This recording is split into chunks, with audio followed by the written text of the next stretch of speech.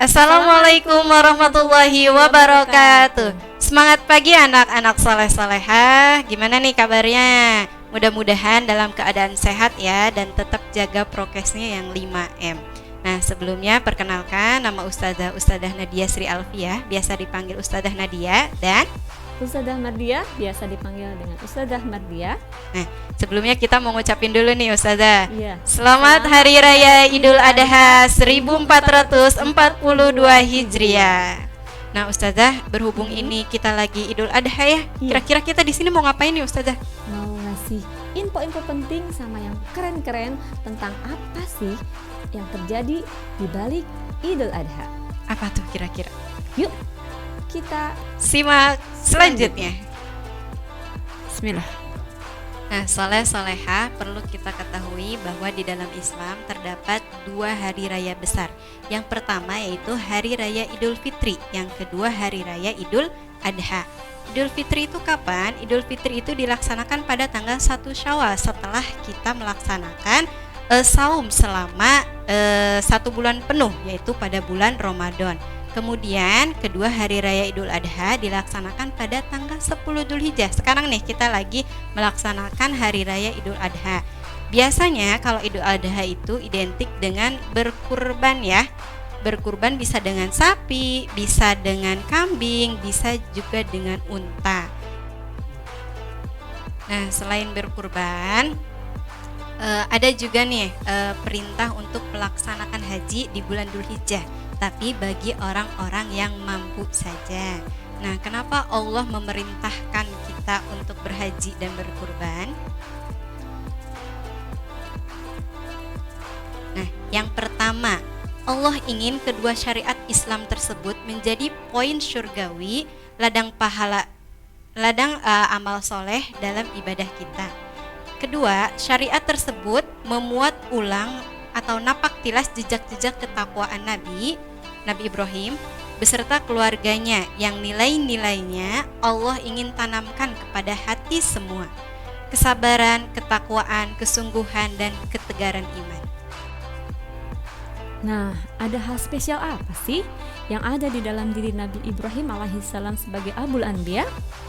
Seperti halnya kita di dalam belajar, selalu ada yang namanya ujian, ulangan, PTS, PAS. Nah, dalam kehidupan manusia juga Allah memberikan ujian. Namun, ujian bagi para nabi dan rasul sungguhlah sangat berat. Kemuliaannya berbanding lurus dengan ujian yang diberikannya. Ujian yang paling berat dihadapi oleh para nabi adalah ujian yang Allah berikan kepada Nabi Ibrahim alaihissalam. Namun, kerennya Nabi Ibrahim telah lulus uji, bahkan mendapatkan ranking tertinggi di hadapan Allah. Maka dari itu Allah menggelarinya sebagai Khalilullah, yaitu manusia yang paling dicintai Allah dari kalangan manusia. Apa sih rahasia kerennya amalan Nabi Ibrahim alaihissalam? Nah, yaitu beliau berhasil menundukkan keinginan hati pada hal yang tidak ia sukai ketika ia dihadapkan pada ketaatan Allah Ta'ala. Yang pertama, Nabi Ibrahim dibakar hidup-hidup oleh kaum Babil saat menyuarakan kebenaran tauhid. Namun beliau tetap teguh imannya, hingga Allah menolong beliau dengan dirubahnya sifat api menjadi dingin dan menyelamatkan. Yang kedua, Nabi Ibrahim diperintahkan Allah untuk berpisah berpuluh-puluh tahun dengan meninggalkan Siti Hajar dan Nabi Ismail yang masih bayi di sebuah gurun yang tak berpohon. Namun beliau tetap mentaatinya hingga Allah mempertemukan mereka kembali selama berpuluh-puluh tahun. Dan puncaknya, Nabi Ibrahim diperintah Allah untuk membunuh anaknya sendiri oleh tangan beliau sendiri. Setelah sekian lama berpisah, lalu baru saja bertemu Ismail yang beranjak dewasa, Allah memerintahkannya lewat mimpi yang benar. Nabi Ibrahim dan Nabi Ismail karena tahu dan yakin itu adalah perintah Allah yang jelas, mereka mentaatinya. Allah bukan ingin menyakiti Nabi Ismail, tapi Allah ingin melihat bukti cinta dan ketakwaan di hati Nabi Ibrahim alaihissalam. Allah Maha Mencinta, tentu saja mencintai keduanya. Allah segera mengganti jasad Ismail dengan sembelihan berupa hewan kambing.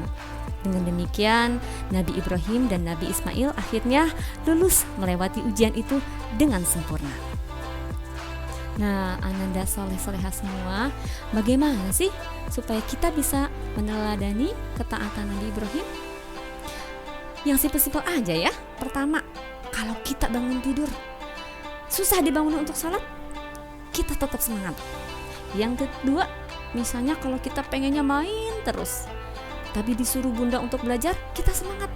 Karena belajar itu adalah salah satu perintah Allah. Dan yang ketiga, misalnya sekarang kita suka bosan di rumah karena pandemi yang terus-terusan, kita bersabar untuk tetap di rumah. Karena itu mungkin memiliki banyak kebaikan dan kita harus berhusnudzon kepada Allah. Nah, di masa pandemi ini kita masih bisa meneladani ketaatan Nabi Ibrahim. Pertama, kita masih bersabar, masih harus terus bersabar dan berbaik sangka kepada Allah di balik penyebaran virus Covid ini. Yang kedua, kita tetap menjaga kesehatan ya. Dan yang berikutnya adalah kita tetap menyebarkan kebaikan dimanapun kita berada. Semoga kita bisa digolongkan menjadi pengikut Nabi Ibrahim dan Nabi Ismail. Bagi yang berkurban, semangat, semoga Allah menerima amal solehnya.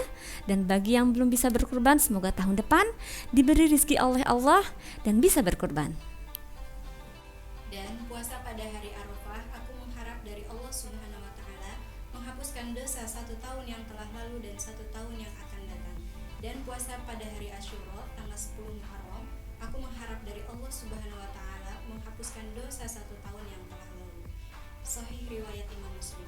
Nah, anak-anak soleh-solehah, hadis tadi berkenaan dengan saum pada tanggal 9 Dzulhijjah. Saum Arafah itu saum yang dilaksanakan pada tanggal 9 Dzulhijjah, H-1 sebelum Idul Adha. Nah, jadi anak-anak soleh-soleha, kalau kalian mampu untuk berpuasa pada tanggal 9 Dzulhijjah yang dinamakan dengan saum Arafah, dosa kalian yang telah lalu, 1 tahun yang telah lalu akan Allah hapuskan, dan 1 tahun dan dosa 1 tahun yang akan datang juga Allah akan hapuskan, seperti itu. Nah, kemudian kita sekarang ke sholat Idul Adha. Tata cara pelaksanaan sholat Idul Adha sama ya seperti sholat Idul Fitri, sholat sunnah Idul Fitri, mohon maaf, yaitu seperti biasa, takbiratul ihram. Kemudian kita takbir yang pertama, rakaat pertama itu sebanyak 7 kali, Allahu Akbar sampai dengan 7 kali. Kemudian rakaat kedua kita takbir lagi, takbirnya sebanyak 5 kali. Nah, oke, sekarang kita ke kurban.